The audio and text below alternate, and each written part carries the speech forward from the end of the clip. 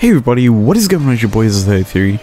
This is the bonus kind of ramble that I'm giving to the TSM 100 Thieves game that you normally get at the end of one of my teamfight breakdowns, where I'm looking at a certain team and how they perform. Yeah, this is just that because it went way too long in my opinion. So I've chopped it off of the actual video, and you're actually just getting this as a separate video, kind of to make up for it. So, enjoy. So, let's just conclude this video here with my ramble off script on the two teams.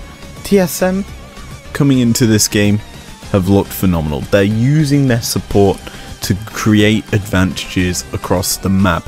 This is a huge thing in terms of the fact that they're playing a very unique style to them. They've been playing different sorts of strats throughout this year.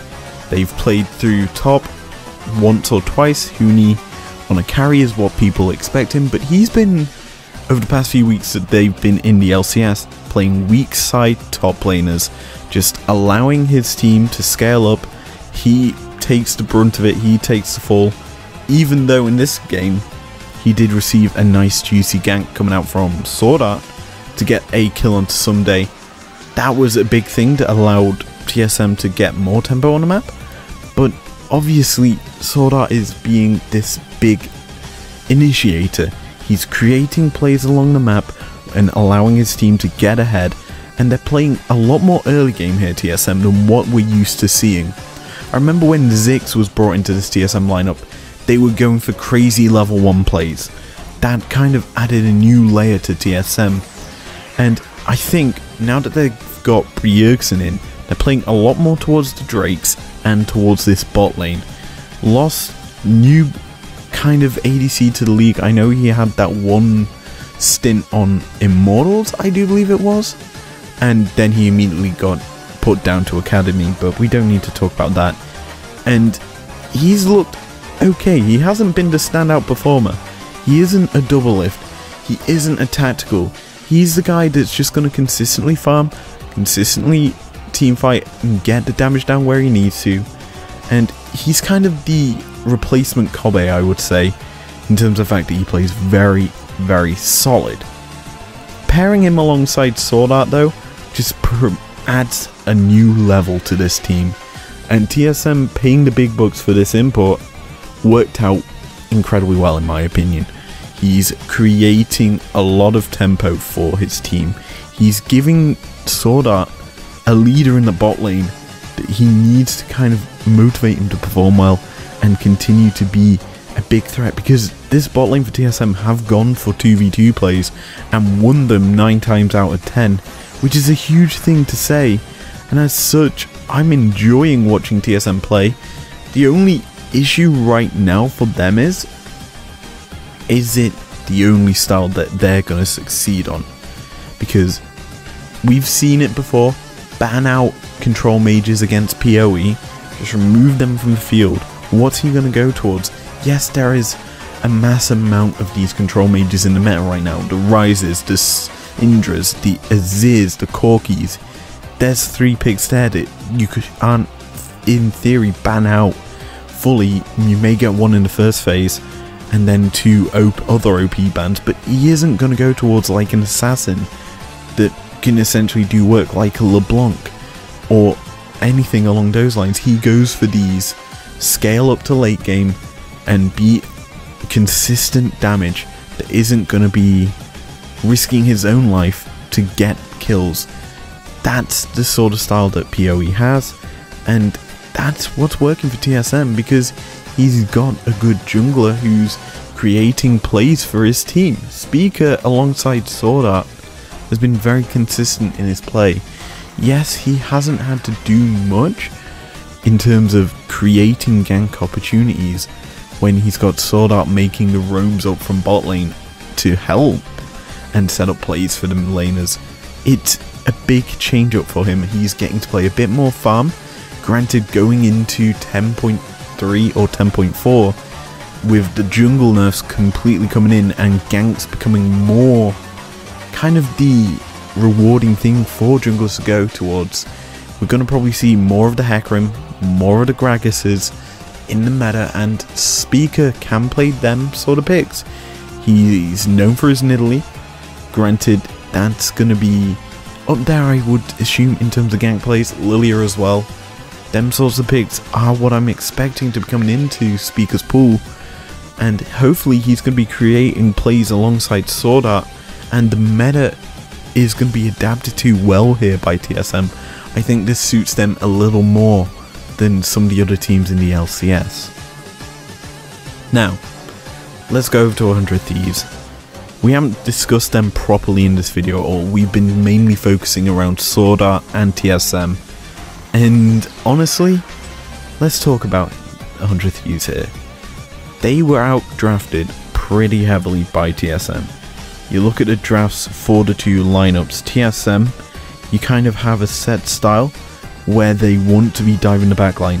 Kaiser, Hecarim, Rel, all champions that want to go in the backline. Combine that with a Gnar who's going to be setting up plays. That's just a very doom and gloom situation for 100 Thieves when they go for what? Senna, TK, Syndra. Okay, you've got protection in the TK from the dives, but Senna and Syndra, you're going to only be able to gobble up one. That's the issue for me. And then when you draft a Nidalee and a Jace, there's not too much engage for this 100 Thieves squad to kind of counteract how TSM want to play. And realistically, they want to play split push style. But what if TSM just group around objectives, like they did, force 100 Thieves to come to respond to them, create plays along the map like that, and 100 Thieves just got outdrafted and outscaled there. As for the players, honestly, FBI and Huhi still standout performers on this squad. They're probably the second best bot lane in the LCS right now. They are probably the highest KP bot lane, highest probably CS at 15. They're very hard to beat, and as such, when you compare them to the rest of the league, a lot of teams have struggled to break him down because Huhi loves his engaged champions. When his rel got took away from him in this game, you kind of have to worry, what is he going to go towards? In this game, he got Tom Kench. That's not a big initiator. That's something that Huhi wants, is initiation. His set is phenomenal. His rel is phenomenal. Leona. These sorts of champions are what he wants to play, because that just creates options for the likes of Demonte and Sunday to get into the backline, cause havoc, and get kills. That's what the 100 Thieves want to do. But when you give him a defensive option that's to keep his team safe, it's not the same as his actual calling and strength. As for the rest of the team, we've got Demonte. He's been kind of the dark horse in this league for MVP. This year, he's been slowly but surely proving to why NA mids are actually very strong. He's one of the only NA mids in this league right now, and he is showing why he's so dominant. He performs very well. Give him an assassin, he'll pop off, but he doesn't get to play too many assassins right now because it does not fit the meta. We're not going to have a assassin meta in a long time, I don't think, unless Akali gets brought back in with some more buffs to her kit and a bit more evening out, or champions. A lot of champions basically need editing out in terms of their kit, buffing to make mid lane a bit more interesting than the Corki is the meta that we are getting, and as such, changes need to be made there for, I feel, Demonte to be able to fully shine in this team. Jungle closer, closer's closer. He's doing well. His jungling's been quite strong in my opinion, stealing away objectives pretty much nearly every game. I would say he's probably top 4 junglers in the league right now. Dardock's up there at number 1, I would say.